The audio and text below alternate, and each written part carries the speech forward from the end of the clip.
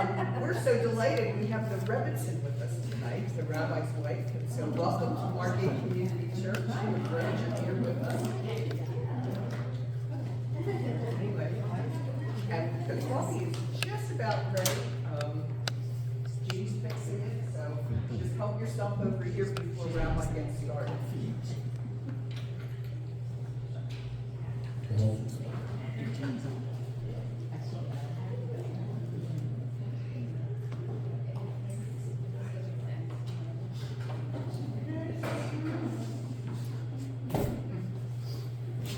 And Tom brought some cookies for us. Seasonal. They look like Halloween.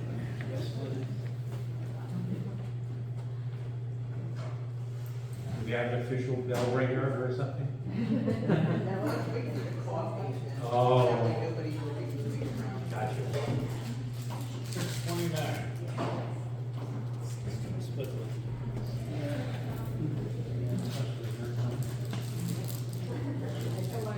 I'm good, and you? Oh, I'm glad, thank you. I need that, I need the feedback. No,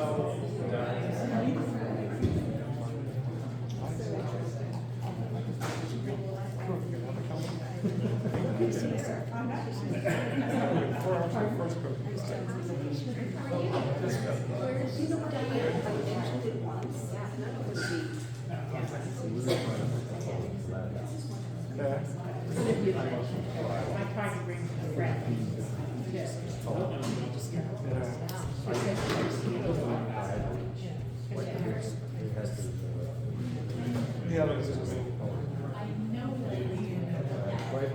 Okay, I'm ready to go. Good evening, thanks for coming back. They put the microphone on me today so you can hear me even louder than I was before. Thanks for showing up again. Tonight's conversation is going to be, I think, somewhat difficult on a lot of levels. Firstly, in terms of the subject matter we're going to discuss. Secondly, in terms of how do you relate and how do you connect. So I go directly to the verse from Exodus, which I'm sure you've heard before, and that raises the existential question, whose ox is gored? If you've ever experienced that before, that's the actual text which is there. And I included Martin Luther's defense in 1521, which actually very succinctly and directly kind of capsules the issue. Most human affairs come down to depending upon whose ox is gored. In terms of the issue that we're going to discuss this evening, it is probably quite difficult for most of you who have grown up in the majority in the United States and have identified as part of the majority to understand what happens, certainly with anti-Semitism, but also in terms of what does it mean to be part of minority culture. I'll tell you a story. Years ago, when I was a congregational rabbi in Rochester, a woman had come to me and decided that she wanted to be Jewish. She grew up in New Bedford, Massachusetts. And she went home in December to visit her family and came back, and I saw her in January as we continued studying together and learning together. And I said to her, "You seem really agitated. What's going on with you?" She said, "It's disgusting." I said, "What are you talking about?" "It's unbelievably impossible." "What are you talking about?" "It's everywhere," she said. And then she finally calmed down and opened up and said she'd been in New Bedford during Christmas. And then she said, "It's in every supermarket, it's in the gas station, it's in the bank, the music, the intensity of it all." And I said, "Congratulations, you have just gained your first set of minority eyes." In terms of how you see what everybody else just takes for granted. Whose ox is gored is really part of our dilemma in the way in which others who aren't part of the Jewish community can understand or empathize with the concept of how Jews have been demonized, marginalized, executed in terms of what anti-Semitism has done. So we begin the journey tonight taking a look at some of the information.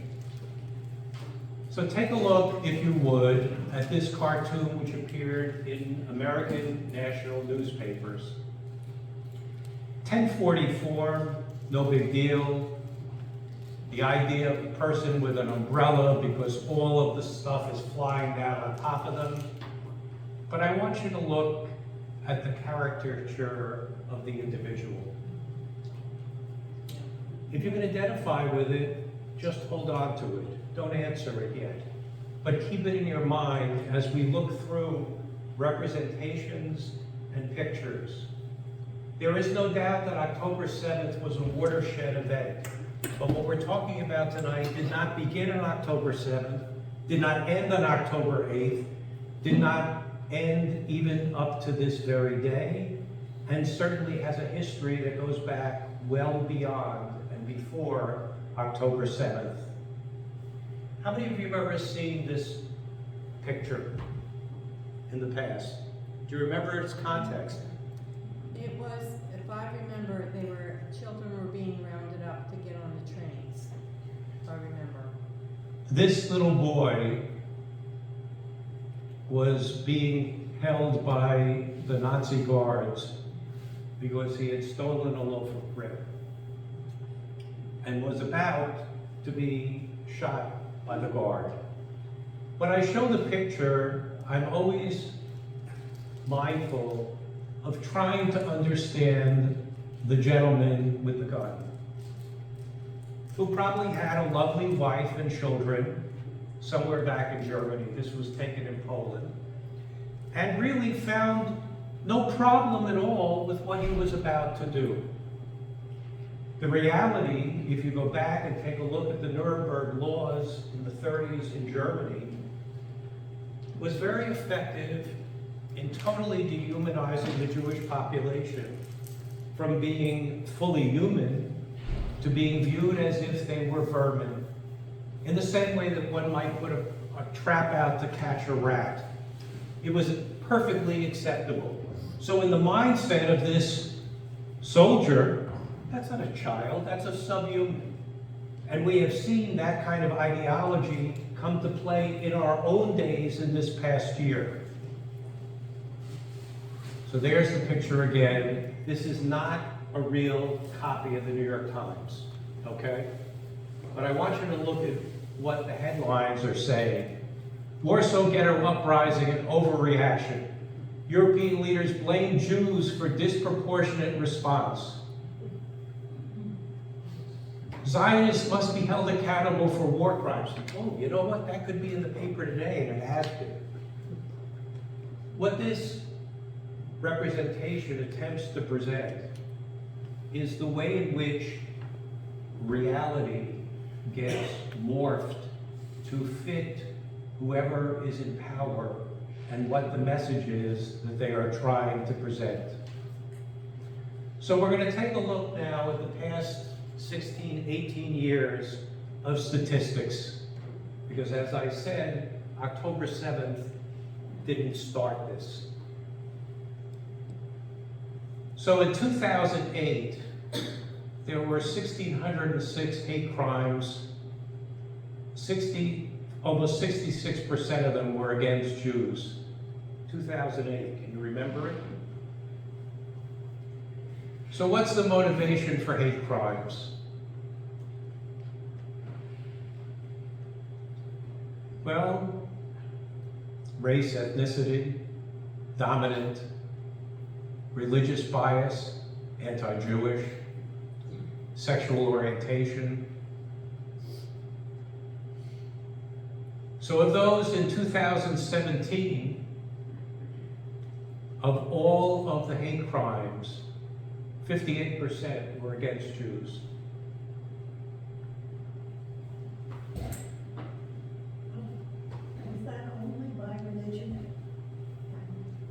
if you want to take a look, you can see what this particular slide is showing you all the other religious groups that exist and the number of hate crimes identified with them.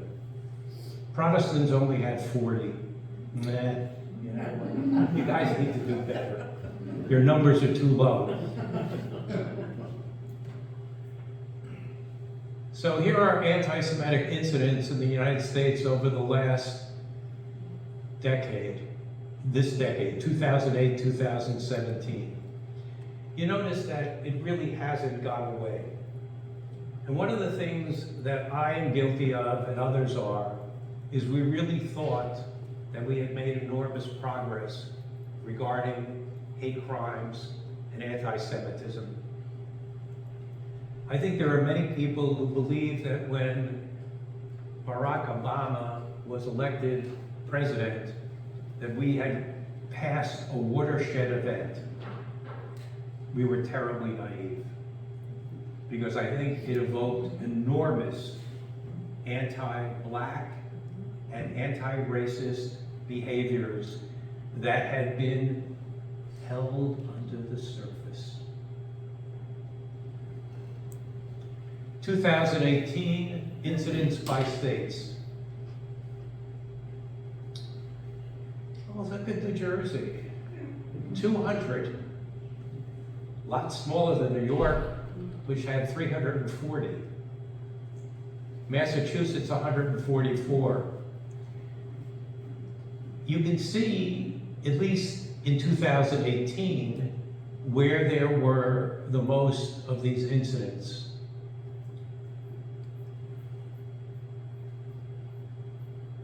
Once again, hate crimes. This is from the New York Police Department. 2017, 18, 19, and 20.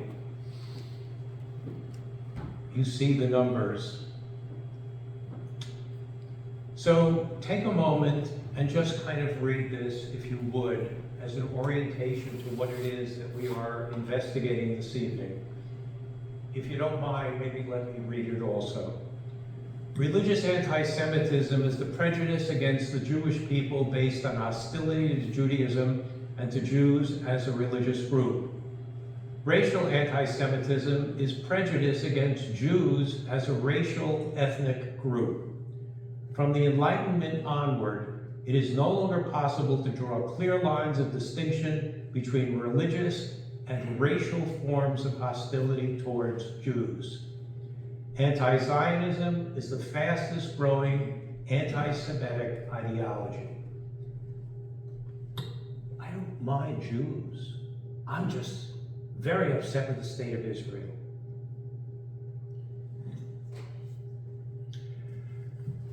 You can't really read this one, but you will be able to read the subsequent ones. This was put together by Roel Hilberg, who is a very well-known historian, not Jewish, describing the comparison of canon law in the Catholic Church and Nazi measures in the time of the Nazi regime.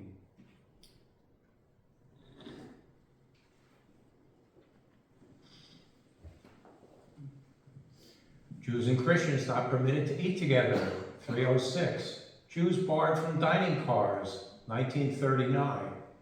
Jews not allowed to hold public office, 535.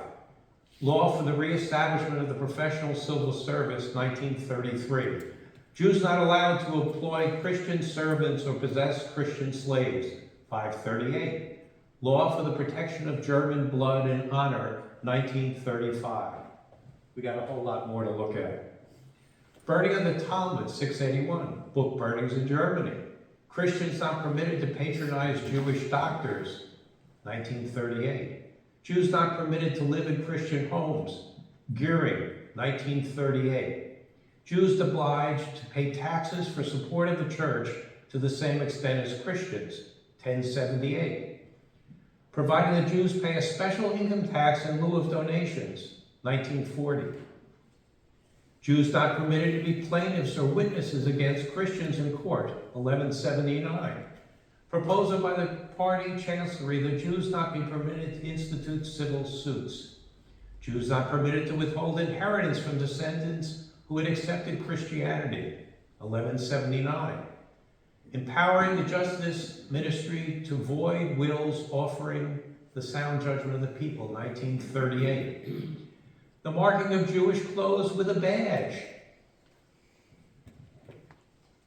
who had decreed that Christians wear blue belts and Jews yellow belts. That was only in Caliph of Omar, 1941. Adoption by a Christian of the Jewish religion or return by a baptized Jew to the Jewish religion defined as a heresy, 1310. Adoption of the Jewish religion by a Christian places him in jeopardy of being treated as a Jew, 1942. A sideline. Have any of you ever traveled to Auschwitz? My daughter has. She's Okay. If you recall, years ago, it probably is now 35 or 40, the Catholic Church beatified two individuals who had died at Auschwitz. One of them was a Polish priest named Maximilian Kolbe, who had given up his place going towards freedom to a Jewish inmate. The other had to do with a woman whose name was Edith Stein, who had become a Catholic nun, Sister Benedicta. She died in Auschwitz not because she was a Catholic nun, but because she was Jewish. It raises issues of why it was that, and it really reflects this from the German world, but why would the Catholic Church have adopted a woman as a saint? Was she sainted because she'd become a nun? Was she sainted because she had converted from Judaism to becoming a nun? Or was it because she died in Auschwitz? Well, if she did, she died because she was Jewish or perceived to be Jewish. Jews not permitted to act as agents of contracts, marriage contracts between Christians, 1434. Liquidation of Jewish real estate agencies, brokerage agencies, and marriage agencies catering to non-Jews. Jews not permitted to obtain academic degrees, 1434. Law against overcrowding of German schools, anti-universities, 1933. Construction of new synagogues prohibited, 1222. Destruction of synagogues, November 11th, 1938. Kristallnacht. Christians not permitted to attend Jewish ceremonies, 1267. Foreign relations with Jews prohibited, 1941. Compulsory ghettos, 1267, 1939. You getting the flavor here? The Nazis didn't create this stuff out of whole cloth. They played upon that which had been in the psyche of history and secularized it. It had existed as part of what we've talked about over the past 2 weeks of the inherent anti-Judaism which evolved out of the origins of Christianity, in the sense that Christianity was miffed, if not insanely upset, by the continued existence of Jews. Which relates to a very interesting question. Not only why, but even more profoundly, how does that happen? The early Christian community, in its own theological perceptions, saw itself as not only the successor and the replacement for Jews and Judaism, but also believed that it had gained universal and profound truth, the only truth, which is a really challenging place to be when you think about it. I've told you that Judaism never looked at Christianity or Islam as false religions. It has seen them as pathways to the one God for people other than Jews. Jews have their own pathway. And what I've said to you, and I'm repeating myself, within the Christian community, even among Christian denominations, there are those which have ruled others as being false. The Missouri Synod Lutherans are a fine example of a Christianity that does not accept any of the others as being equal. The Catholic Church, even to this day, even though it has become far more friendly to Protestant denominations, has still not accepted Protestant denominations at the same level that the Catholic Church views itself. And then we have the issue of Islam, which I will again repeat myself. The Islamic community, though it represented Jews and Christians as people of the book, established a status known as being a dhimmi, which was a secondary status to being a member of the Muslim community, so that Jews and Christians living within Muslim societies had a much more limited ability to function. They couldn't own property and other things such as that. So this issue of truth is a very powerful and challenging concept to kind of parse. Jews believe there are many truths in the world. What has happened, though, 2,000 years ago, is that the Christian community established a perception of truth which left no space for anyone else. If you recall, just probably 10 years ago, the then Pope Benedictus, the guy from Poland, made the statement about Muslims. Remember that they were out of the routine, they weren't acceptable. He had to backtrack that one because it caused a lot of public relations issues. Okay. These pictures that I'm showing you are representations of Jews that were found in the Nazi time period. On the right is a picture from a German children's book. You notice any similarity to that W-2 form that we looked at originally? Well, what is the purpose of these caricatures? They are to diminish the humanity of people who are Jewish and turn them into people who are to be feared or viewed as comical. A children's book. Guess who the German is? Guess who the Jew is? So across the top are representations from Nazi propaganda of Jews and Judaism. What you're going to see on the bottom line are contemporary cartoons which appear in European, Arab, and American press representing Israel and Jews, synonymous in a way. If you look at the one in the center on the bottom, we see a really absurd transformation. And it didn't begin, excuse me, October 7th. This predates that, where now Israel has being viewed as the new Nazis.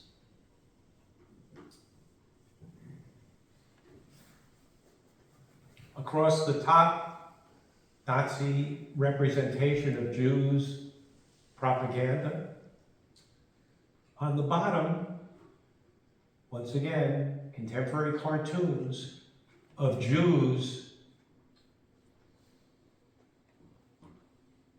The one in the center. The representation of the gentleman here on the left. The one on the right. It's the ravenous Jew killing the Palestinian.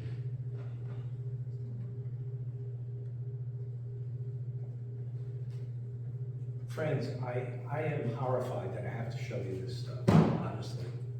It is so distressing to me that we live in 2024 and we are facing these realities over and over again.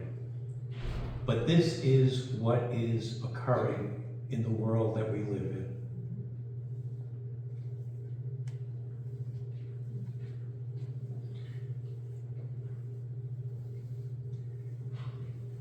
We know that there has been enormous attempts to revision reality on a whole lot of level in the world that we live in.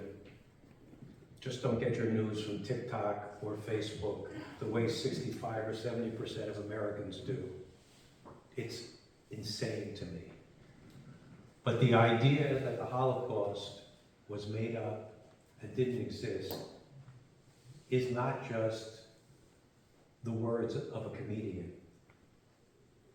It is around the world, and it gains traction and supporters and belief, just in many ways as October 7th has been put on the shelf, and only thing that the newspapers and the world talks about is Israel's response to what occurred on October 7th. We have in many ways forgotten the atrocities of Hamas.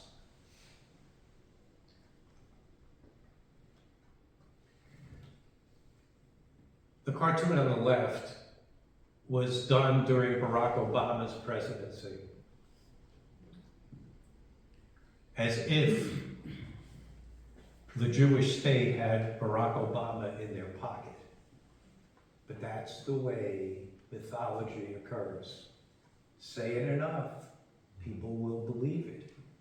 We've seen that recently with the mythology that's come out about FEMA and its help in North Carolina and other states, saying that it wasn't true and it never happened and so on and so forth. Oh, the other one, Marjorie Taylor Greene saying they have the right to, they know how to control the weather. One would assume, if Bill Maher said this Friday night, he said if it's true, I'd vote for them rather than for the other guys.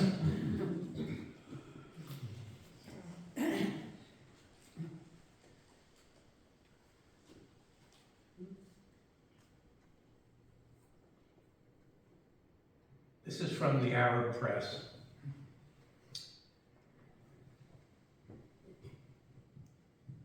Portraying the United States and the Israelis basically allowing the ability to just bury the other.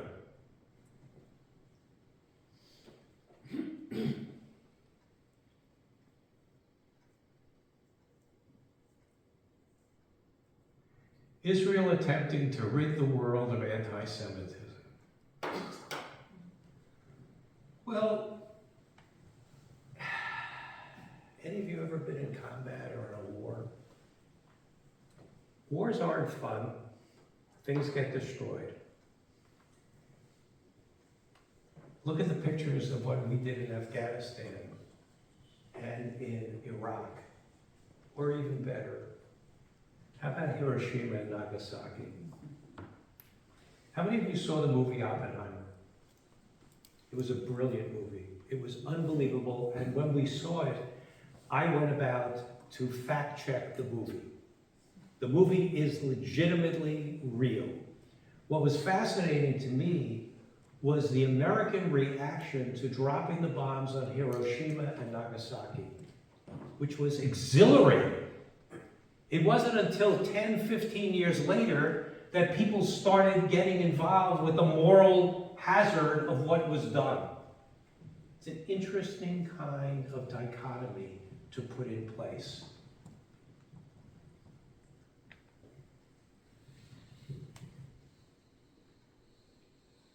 I also want to tell you, I am only showing you less than 1% of what's out there. This is pervasive in the culture of our world today, from legitimate sources representing Jews, Judaism, and Israel in this way.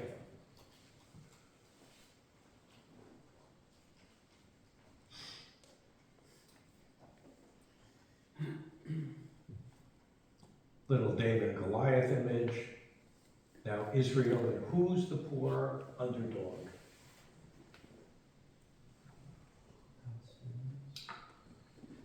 The Palestinian kid. Yep. I am not in any way trying to say that there aren't legitimate concerns and that there needs to be some level of resolution.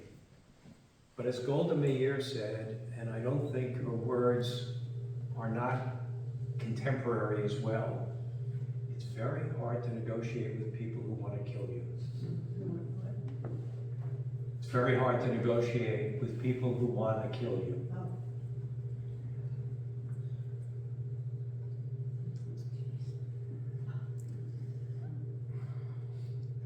That's Netanyahu. You know who the other guy is. You can tell by the hair. The assumption being that he's merely a puppet of Israel. And on his sleeve, that's MBS.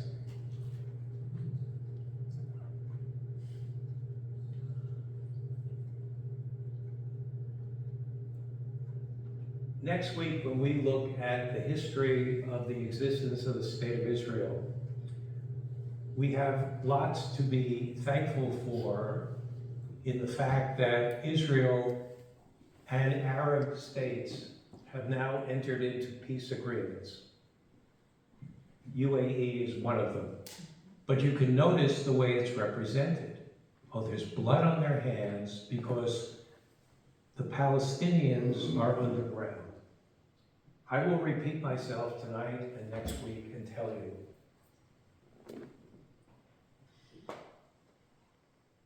How do I put this? There's a line that says, every opportunity that has been given to those who live in the West Bank and in Gaza under the Palestinian Authority to gain their own level of peace and security has been walked away from.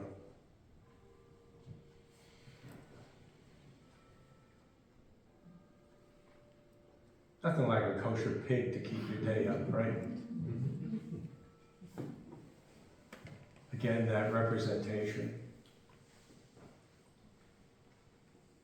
Dr. Martin Luther King Jr. said, "You declare, my friends, that you do not hate the Jews, you are merely anti-Zionist.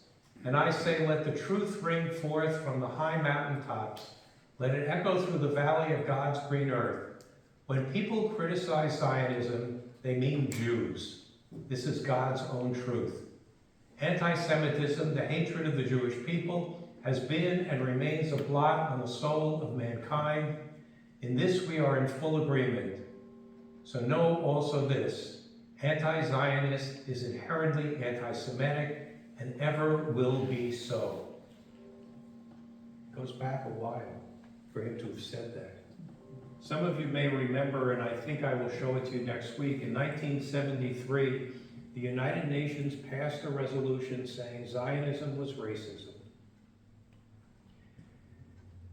As a child, I was very taken with the concept of the United Nations. I really thought it was an important, valuable way to bring about world understanding and connection. I think it's far from that today. If you look at the makeup of the United Nations, of its 196, I believe, member states, they could pass a resolution saying Jews are Martians, and it would pass. You know that we have learned since October 7th that UNRWA, the refugee agency of the United Nations, was complicit and participated in support of on the October 7th invasion of Israel by Hamas. So this is in the Seattle Times. What's the message in the political cartoon? That Israel, in the shape of the Jewish star, has merely boxed people off And you've heard the expression, Israel's an apartheid state.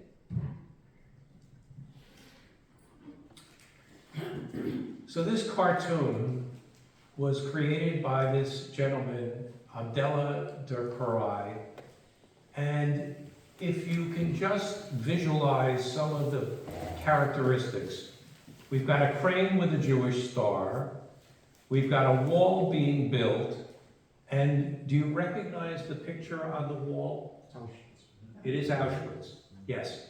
And behind it is the Dome of the Rock in Jerusalem. You may ask, what is the Dome of the Rock? It is one of the Muslim holy sites. But what do they believe the rock is? Oh, they believe first off that it's the rock where Abraham almost sacrificed his son Isaac. But more so, in the Quran, if any of you are familiar with it, there is a night vision that Muhammad has where he rides on his winged horse, Buraq, and goes to Jerusalem. It's a night dream. The assumption is that he landed on that. Now, first off, he had a flying horse. Secondly, it was a vision, but somehow that is supposed to be factual. And they built their shrine above it.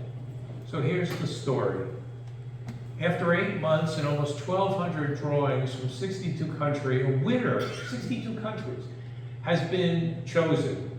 He took first place in the cartoon shown here. It depicts a crane with a Star of David, putting up blocks, making a wall separation, the Muslim shrine, the Dome of the Rock from Jerusalem. The wall has a gate shown in the distance that looks like one at the Auschwitz concentration camp where Jews were incarcerated and killed. Do you know who held the competition? Iran.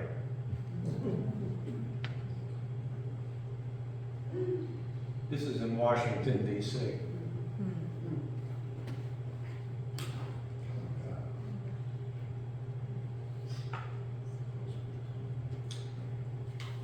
Time magazine ran an article with that headline, "Why Israel Doesn't Care About Peace."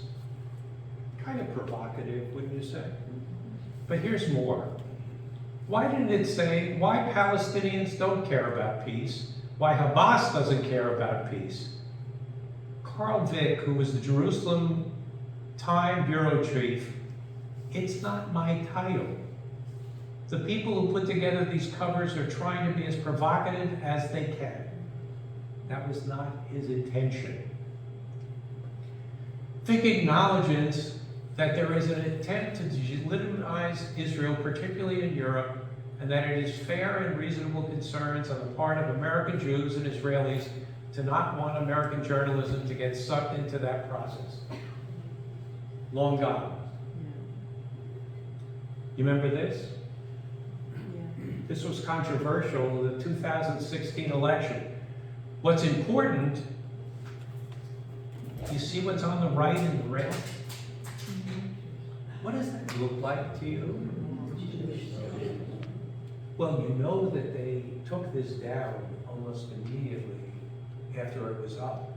But what was the subliminal intention? You already know the answer. August 12th, 2017, Charlottesville.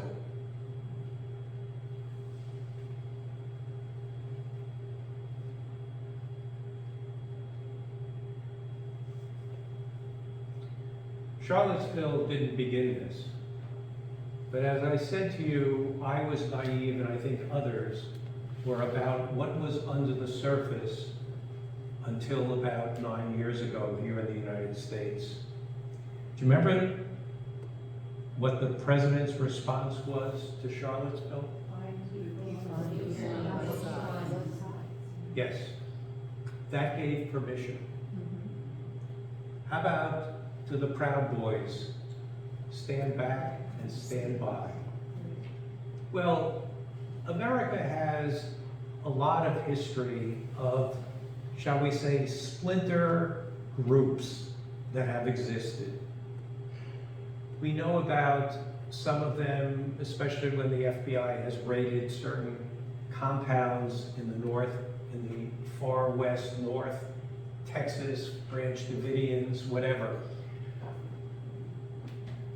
These guys didn't just show up on 2017 in August.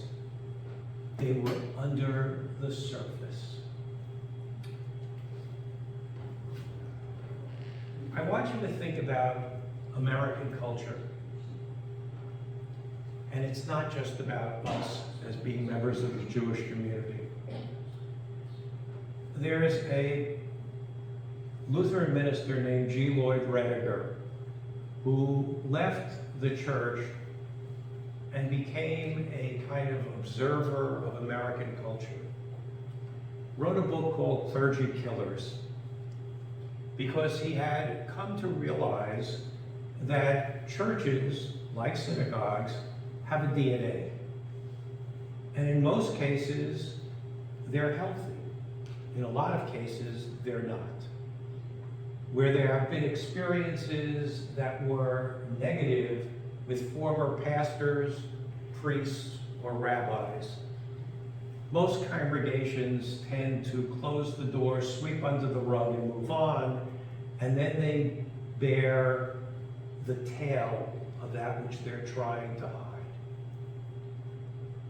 They don't address the trauma. But what Rediger uncovered was the fact that even among the communities that were healthy, American culture had changed. An example.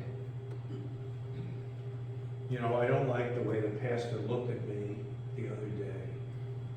Or, you know, he gave me the eye. Now, and you could list 500 other things. In the past, usually people had enough morality and ethic to say, we don't talk like that here. That's not right. In American culture today, the shift is, well, I have to think about that. You know, maybe you're right. Maybe everybody's opinion matters and they're all equal. That has changed the nature of good and evil. And what Rediger points out is that in a lot of ways, our culture has relativized the concept of good and evil. And I'm not talking about crazy things. I'm just talking about when people are out of line, it is the rare individual or group that will say, I'm sorry, we just don't act like that here. Other ways in America today, and certainly in the Facebook generation and the TikTok generation, everybody's opinion is important. We need to share, we need to understand, and there is no statement of, you're wrong. We don't do that. This is wrong. There are not good people on both sides. And this has been allowed to come out from under the rocks in our culture and our society. And it is out there, it has been legitimized, and I don't know how we get it back, as they say, the genie into the bottle. So now let's take a look what's happened since October 7th.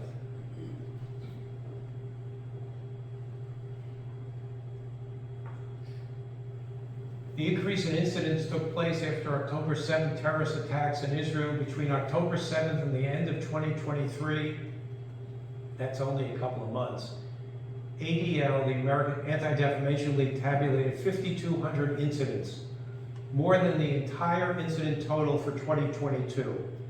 52% of the incidents included references to Israel, Zionism, or Palestine. In 2023, ADL tabulated 8,800 anti-Semitic incidents across the United States. This represents a 140% increase. It's the highest number since they began tracking in 1979.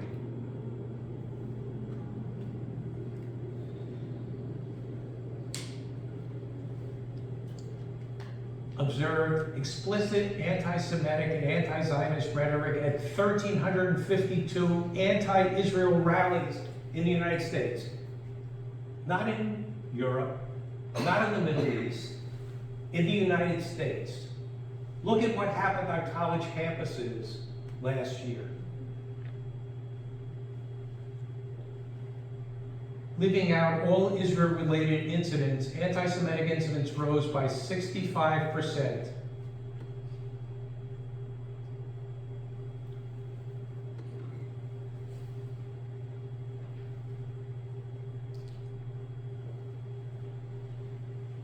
The dramatic increase took place primarily in the period following October 7th. Where was the outcry about what Hamas did? Slaughtering 1,200 people, raping women, killing babies. Where's that gone? Do we just ignore it? It's only because big bad Israel has come back and defended itself? As I told you, I wrote this editorial, which I will share with you next week, about the hypocrisy and double standard that Israel doesn't seem to be allowed to defend itself. I am not saying that everything that happens in war is wonderful or kind or nice. And yes, it is horrific that so many Gazans have been killed because they have been used as human shields. In 1982, I went with the Israeli Defense Forces in Lebanon during what was known as Shalom HaGalil, the invasion because of Hezbollah in Lebanon. And I saw with my own eyes in a town called Damour, which is about 25 kilometers south of Beirut, which is a Christian town, Damour, a tank inside a church. That's 1982. The idea of non-symmetrical warfare, where people don't line up, you're the British and you're the Americans, and we're just going to shoot at each other, doesn't happen anymore. These are people that don't wear uniforms, and they hide in populations, and yes, there is a toll on people who are in the midst of that. We see that in Gaza every day, with hundreds and hundreds of miles of tunnels that were built underneath buildings to support Hamas's terrorist activities. The money used for that had been given to them to provide humanitarian aid and infrastructure for the people who live there. It was used to build tunnels, many of which are big enough to drive trucks through. Between October 7th and the end of 2023, ADL tabulated 5,204 incidents. So here's the 10-year list. So these are incidents in Europe.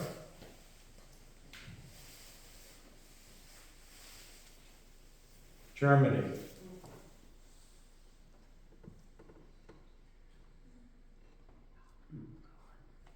Lovely, huh?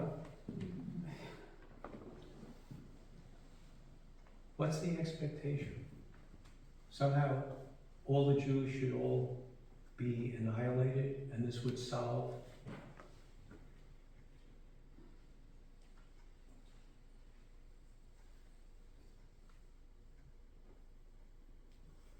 How about stop arming the Hezbollah and Hamas?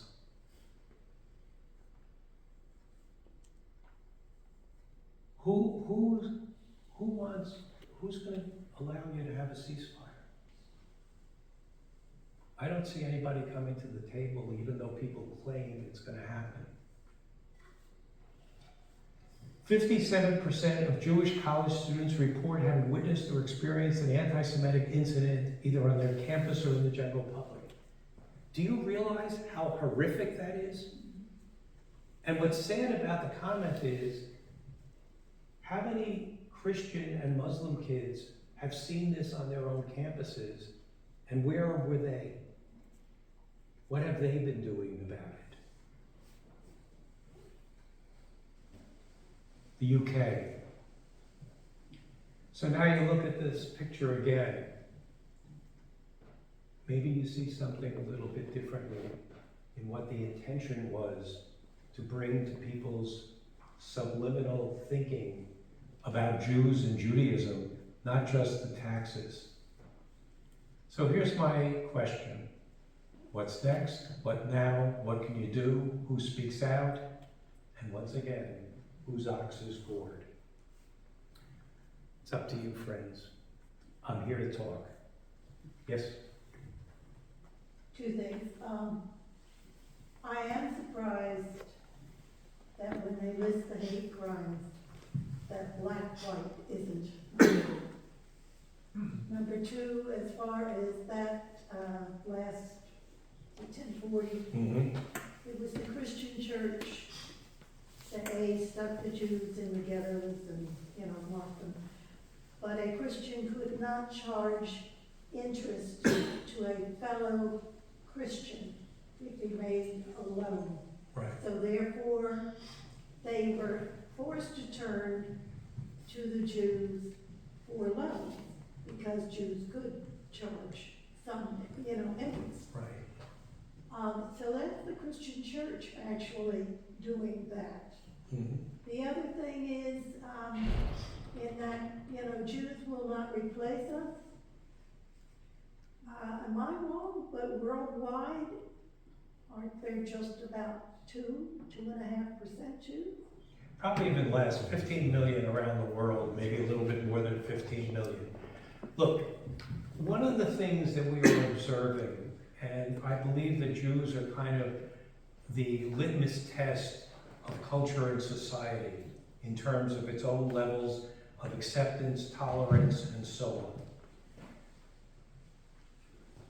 There is an enormous growing fear among many white Christian Americans that their place of dominance and majority is being threatened by immigrant populations. And there is no doubt that America culturally and ethnically has changed. There are lots and lots of different people from lots and lots of different countries. And look, when you guys were in school, I am sure that people taught the concept of the melting pot, right? Well, what did that mean? We all melted into white Anglo-Saxon Protestants? In many ways, that's what it meant, okay? And then we started talking about pluralism and ethnic realities. But for a lot of people, that is terrifying. They're horrified when they look at the ads on TV and they see interracial couples, or that they see too many black people on TV. It's out there, and we are going through this evolution transition in this country, and there are many who are absolutely unwilling to accept it and are willing to go to the barricades to stop it. We know from all of the anthropologists and sociologists that what made America so unique was that we were a country of immigrants. We didn't treat the people who lived here before us so nicely, okay, in terms of the indigenous groups. Nonetheless, part of what allowed minorities to thrive in America was that everybody was from someplace else. Nobody could claim, but what we see is that there has been a dominant perception, and you've heard it from different voices, that America needs to be returned to being a Christian country. It never was a Christian country. The genius of the people who founded our country was that they created, even though they were faithful, a separation of church and state, which is now being eroded away in the way in which some people believe has to be done in so many different ways. So I think you're right on the mark in terms of trying to understand what's happening here. And when we talk about white supremacists, let's be very clear, and I apologize for this. They are white Christian supremacists who are trying to recreate a world that maybe never existed. Okay, any other thoughts or reactions, please? Yes? Okay, so Zionism, Jewish state, Judaism, let's just say for the purposes, this is synonymous. That doesn't necessarily mean that their political leaders are all synonymous. Isn't it true that Netanyahu and his beliefs or his hard line isn't necessarily the only way to look at the Israel situation and their response? I mean, I have friends in Israel who are protesting his response. Yes, I understand that, and that's one of the brilliance of Israeli democracy. Israeli politics are really, shall we say, complex. They make Italy look sound in terms of politics. And Netanyahu, I believe, and I've met him a few times over the years, is probably in the weakest political position that he's ever been in because of the absurd coalition that he put together. And that coalition does not represent the totality of the state of Israel, but when I speak to my friends there, they are united, traumatized, and will deal with all of it when this comes to a conclusion. This government will not survive the aftermath, for good reasons. Nonetheless, it's important to understand that Israel will do something which is to be understood. They live in a very rough neighborhood. Any weakness is shown to be a sign of defeat. You must respond. They have no choice.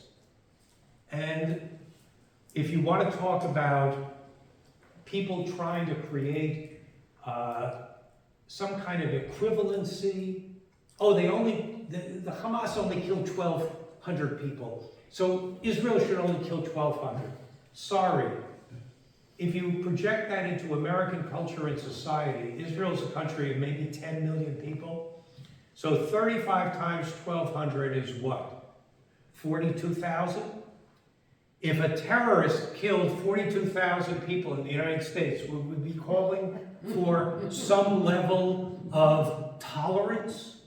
I don't think so. Look at the reaction, which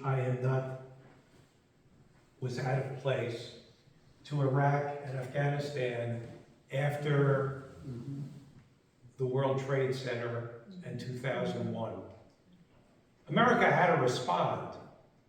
It did not do a particularly accurate job in doing that. We had 20 years of occupation and death. Any other thoughts around the room? Yes, please. In my extended Jewish family, I met in the early years of my marriage people who were survivors of Auschwitz Yes. and Ravensbrück and Mauthausen. And they were, they were of course different than everybody because of their experiences that had happened to them in their youth and as they had gotten older. And I learned a lot just sitting and listening to their stories. I was the shiksa in the group. Okay. And they would tell me stories that they normally wouldn't talk about to each other. Well, let me pick up on what you're saying and go back to some of the representations that you saw tonight. Mm-hmm. And we're going to look at it differently next week. The representation of Jews and Judaism up until the founding of the State of Israel, the refounding in 1948, was that Jews were weak, bent over, passive.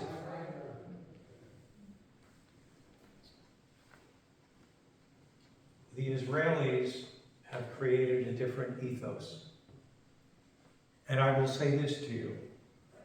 When the United Nations voted out of guilt to finally establish the State of Israel, reestablish, excuse me, in 1948, Israel was the darling of the world.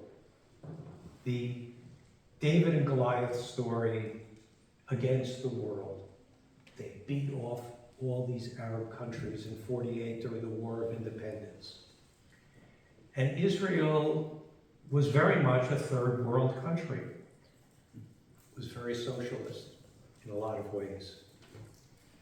Well, as Israel grew, technology grew, population grew, and Israel became far more advanced. 1967, the Six-Day War was a fine example of that. The Arabs tried again to get rid of the state, and we'll look at this in detail next week. But Israel responded. All of a sudden, the world's mentality changed. Well, we didn't have a problem with Jews when they were weak and defenseless, but Jews with F-16s and tanks? What are we going to do? Well, how about the fact that Israel has nuclear capability? Okay, when I was a kid, I went to Israel in the early 60s, and we were in the south of Israel near a town called Dimona, where the joke was, that's where the Rice Krispie factory is. Well, they were becoming a nuclear power. The reality is the world still, based on a lot of what we looked at tonight and other aspects of it, was okay with Jews that were weak, doesn't know what to Jews who are strong, tall, and capable. That's why they try and make us into the new Nazis, because they don't know what else to do. But to the point, Israel will defend itself, will not equivocate about defending itself, and has to defend itself. Does that mean it comes to a resolution? No. I do think there could have been diplomatic entree, even if it was rebuffed during this, which may have changed some of the outcome. I don't believe the world really wants that, though. All right, where are we? Going to send you home now? Okay. All right, thanks a lot. Thank you.